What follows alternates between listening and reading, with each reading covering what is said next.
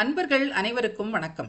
இந்தியாவில் பல நாட்களுக்கு மிகவும் விமர்சையாக ஆட்டம் பாட்டம் கொண்டாட்டமாகவும் பூஜை வழிபாடு என்று பக்தி மயத்தோடும் கொண்டாடப்படும் பண்டிகைகளில் ஒன்றுதான் நவராத்திரி. புரட்டாசி மாதம் அமாவாசைக்கு அடுத்த நாள் பிரதமை திதியில் தொடங்கி நவமி திதி அன்று முடியும் இந்த பண்டிகை. இந்தியாவில் ஒவ்வொரு மாநிலத்திலும் அந்தந்த மாநிலத்தின் வழக்கத்திற்கு ஏற்ப கொண்டாடப்படும். தமிழ்நாட்டை பொறுத்தவரை கொலு வைத்து கொண்டாடுவது பிரசித்தி பெற்றது. நவராத்திரியின் பொழுது துர்கா, லக்ஷ்மி, சரஸ்வதி என்று 3 தேவியரையும் பூஜிக்கிறோம்.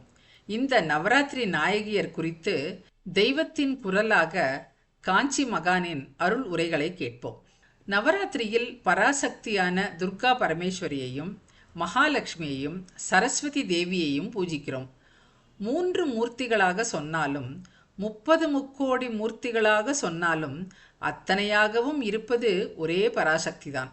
இந்த உண்மையைத்தான் லலிதா சகஸ்ரநாமம் பரதேவதையை வர்ணிக்கும் பொழுது அவளே சிருஷ்டி செய்பவள், சிருஷ்டிகர்த்ரி பிரம்மரூபா, அவளே பரிபாலனம் செய்பவள், கோப்த்ரி கோவிந்த ரூபிணி, அவளே சம்ஹாரம் செய்பவள், சம்ஹாரிணி ருத்ரரூபா என்றெல்லாம் சொல்லுகிறது.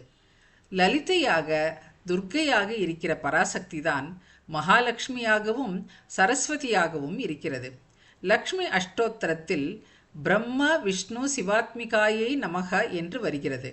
சரஸ்வதி அஷ்டோத்தரத்திலும் இப்படியே பிரம்ம விஷ்ணு சிவாத்மிகாயை நமக என்று வருகிறது. படைப்பு, அழிப்பு, காப்பு எல்லாம் செய்வது ஒரே சக்திதான் என்று இந்த நாமங்கள் நமக்கு நன்றாக உணர்த்துகின்றன. ஒரே பராசக்திதான் வெவ்வேறு வேஷங்களை போட்டுக்கொண்டு வெவ்வேறு காரியங்களை செய்கிறது. துர்க்கையாக இருக்கிற போது வீரம், சக்தி எல்லாம் தருகிறது. மகாலட்சுமியாக சம்பத்துக்களை தருகிறது. சரஸ்வதியாகி ஞானம் தருகிறது. ஆதிபராசக்தியான துர்க்கையை பொதுவாக பார்வதியோடு ஐக்கியப்படுத்தி சொல்லலாம். அவள் ஹிமவானின் புத்திரியானதால் மலைமகள். மகாலட்சுமி பார்க்கடலில் தோன்றியதால் அலைமகள். சரஸ்வதி சகல கலா ஞானமும் தருவதால் கலைமகள். பர்வதராஜ புத்திரியாக வந்த அம்பாளும் க்ஷீரசாகரத்திலிருந்து பிறந்த மகாலட்சுமியும் 2 மகரிஷிகளுக்கு பெண்களாகவும் அவதரித்திருக்கிறார்கள். மகாலட்சுமியை மகளாக பெற்று சீராட்டி வளர்க்க வேண்டும் என்று பிருகு மகரிஷி தபஸ் செய்தார்.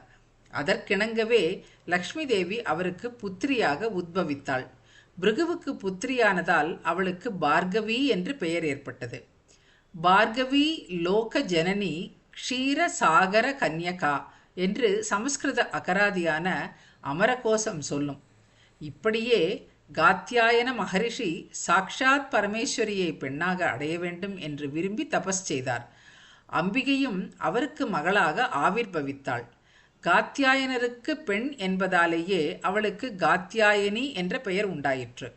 துர்க்கைக்கு உரிய காயத்ரியிலே அவளை காத்யாயனியாக தியானிக்கிறோம் என்று சொல்லியிருக்கிறது. லோக மாதர்களாக இருக்கப்பட்ட தெய்வங்களை குழந்தையாக வரச் சொன்னதில் நிரம்ப விசேஷம் இருக்கிறது. குழந்தையும் தெய்வமும் கொண்டாடும் இடத்திலே என்கிறோம். தெய்வமே குழந்தையாக வந்தால் ரொம்ப கொண்டாட்டமாகும். குழந்தைக்கு நம்மை போல் காமமும் குரோதமும் துக்கமும் வேரூன்றி இருப்பதில்லை.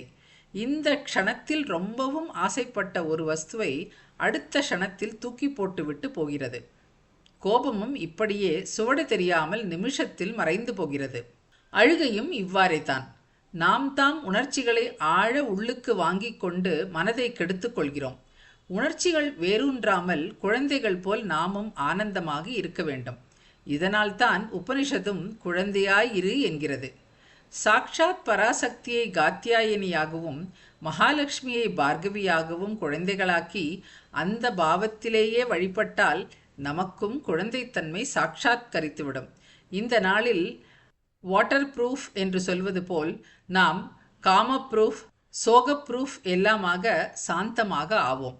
குழந்தை ரூபத்தில் இருந்தாலும் ஞானப்பாலூட்டும் ஸ்ரீமாதாவாக இருக்கிற தேவி நமக்கு இந்த அனுகிரகத்தை செய்வாள். குழந்தையாக வந்த காத்யாயனியை தமிழ்நாட்டு கிராம ஜனங்கள் கூட நீண்ட காலமாக வழிபட்டு வந்திருக்கிறார்கள் என்பது என் ஊகம். காத்தாயி என்று சொல்கிற கிராம தேவதை காத்யாயனிதான் என்று நினைக்கிறேன்.